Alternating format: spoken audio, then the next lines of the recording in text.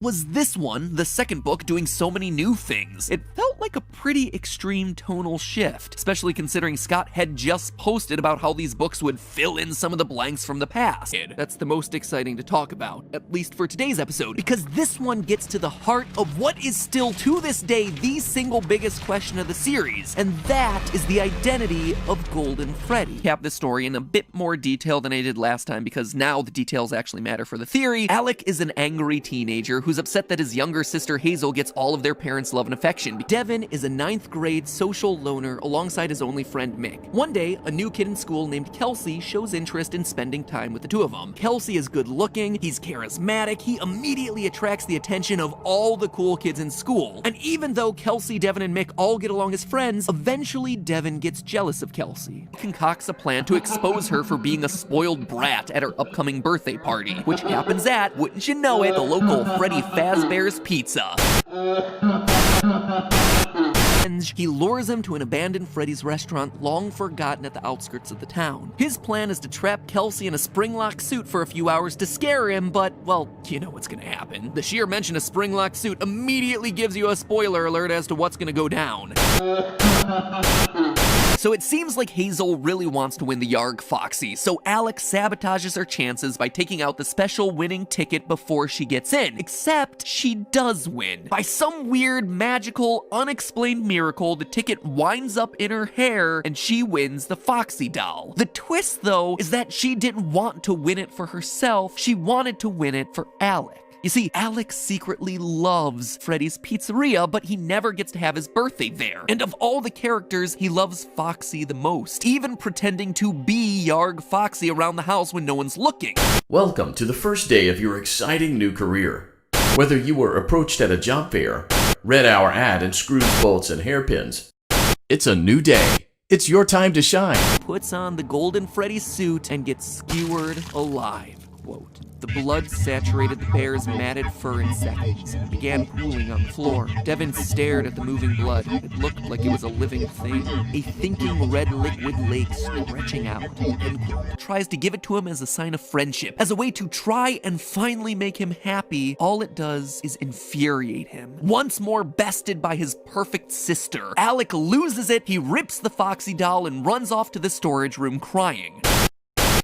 Mick and Devin leave Kelsey for dead for fear of Devin getting in trouble, but they're not quite sure he actually died. Nearly a week later, Devin is convinced to go back and check on Kelsey, but when he does, he's in for a surprise. There, he meets a lonely Freddy doll, a small, free-roaming version of everyone's favorite bear. The bear hypnotizes him and then body swaps with him, leaving Alex's consciousness trapped forever in the doll's body, while an AI with his face roams free, unbeknownst to his family. Kelsey has vanished. Devin eventually sticks his hand inside the suit's mouth to feel around for Kelsey's slumped-over dead body, only for the spring locks to fail again and crush his arm. As Devin lies on the floor, trapped and slowly bleeding to death, he gets a final glimpse into the suit and, well, let's just say what he sees inside rocks the foundation of what we know about this franchise. Like in FNAF 4, there's a countdown to a birthday party happening at Freddy's at the end of the week, though in this case, it's a sister's party and not his. Speaking of the sister, Alex's younger sister Hazel is described as being cute and perfect. Let's talk about Kelsey himself. Mr. Perfect. Kelsey is a weird entity in all this. Throughout the story, there are moments when his behavior is specifically called out as slightly off. Once they're actually at the pizzeria, things go surprisingly smoothly for Devin's plan. The line in the book even goes like this, quote, "This was going even better than he imagined. He thought he was gonna have to talk Kelsey into trying on the Golden Freddy suit, but it looked like he was gonna do it all on his own. It was like it was meant to be." All of it seems to cast some level of suspicion on Kelsey's true motivations, and that's without me even mentioning the fact that his body just goes missing at the end of the book when it has been skewered and bled to death. A mean older brother to his sister, and his favorite character is Foxy, so much so that he pretends to be Foxy around the house, just like we see the older brother doing to torment the crying child in FNAF 4. To me, it feels like Kelsey may just be our vengeful spirit from Ultimate Custom Night. In the story, Kelsey is is described as having wavy blonde hair and blue eyes. Now, we have a pretty solid idea that its hair is straight, with a slight wave, and it appears to be blonde. But here's the kicker. This image was created by inverting colors. It's what gives it that blown out and kind of creepy appearance. If you invert the colors of the vengeful spirit's eyes, you get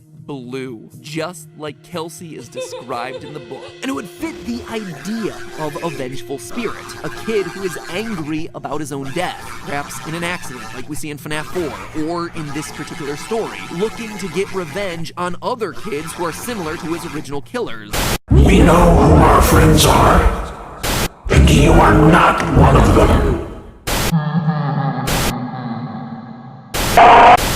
He goes from school to school, presumably ones near Fazbear locations, to somehow trick kids into getting killed by the suit. The parallels with Vengeful Spirit even go to the moments right around Kelsey's death in the book. This is how it's described, and the sound wasn't the bad part. It was bad, yes, but the bad part, the really, really bad part, was the way the suit started jerking in a spastic, horrific dance. It looked like the moth-eaten, mildew-blotched gold bear was convulsing, but it wasn't the bear, it was Kelsey. It's remarkably similar to the final cutscene from Ultimate Custom Night, where we see again an angry Golden Freddy, presumably filled with the vengeful spirit, twitching off into the darkness. Also worth noting is that the spring-lock suits are apparently big enough for kids to slump down into the body. Devin, when he initially can't find Kelsey's body inside the suit, decides to dig deeper down into it. Quote, had Kelsey somehow slid down into the suit? Was that his hair that Devin could see? This, to me, confirms what we see in FNAF 4's storage room cutscene, the strange tuft of hair that's coming out of the body of the suit. Back then, we weren't sure what this was trying to tell us, what that tuft of hair was meant to be. But now, I think we can safely conclude that it is indeed a child stuffed into that body, and that we're only seeing the top tuft of hair poking out. It would seem to imply that there was a victim before the bite of 1983, and that the crying child was somehow aware of at least one, if not multiple, of past victims shoved inside the suit. I wanted to ease your mind about any rumors you might have heard lately. You know how these local stories come and go and seldom mean anything. I can personally assure you that whatever is going on out there, however tragic it may be, has nothing to do with our establishment. Based on the descriptions, it's books number 4 and 5, coming out later this year, that seem like they may hold the biggest lore reveals yet. In book 4's description, we see that one of the main characters will have the name Susie. If she also has herself a dog, Susie is almost guaranteed to be confirmed as our Fruity Maze girl, and our first ever victim, the one who goes on to possess Chica. We also know that one of the book 4 stories will be about Pete and his younger brother who, quote, get in a fight in the wake of their parents' divorce and fall prey to a gruesome curse. Two brothers with divorced parents that have some blood curse on their family? Seems like it could be another stand-in for our crying child and Foxy bro getting wrapped up in the cycle of serial killing their father started decades prior. Brings us to the obvious question of this story, the curly black hair at the bottom of the suit. Who's that? And honestly, I'm not sure. Cassidy, which is what we've been assuming to be Golden Freddy's name this entire time, does indeed have black hair, but it's always been described as long and straight.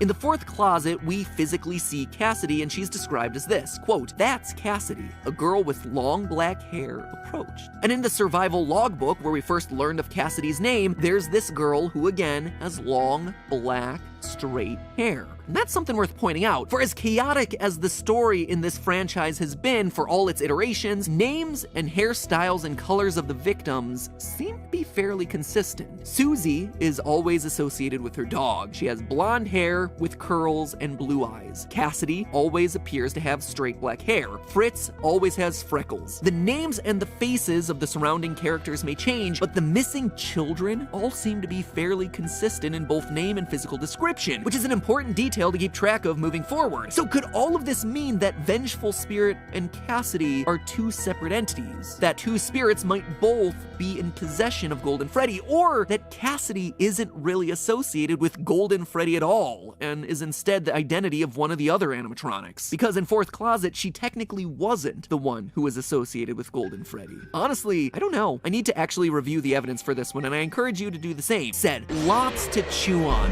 with this particular particular book, but as you can tell, it's given us pretty explicit information about some of the biggest questions that this series has had. Now it's up to us, as always, to put all those pieces together. Do me a favor, remember, it's just a theory. A game theory. Thanks for watching.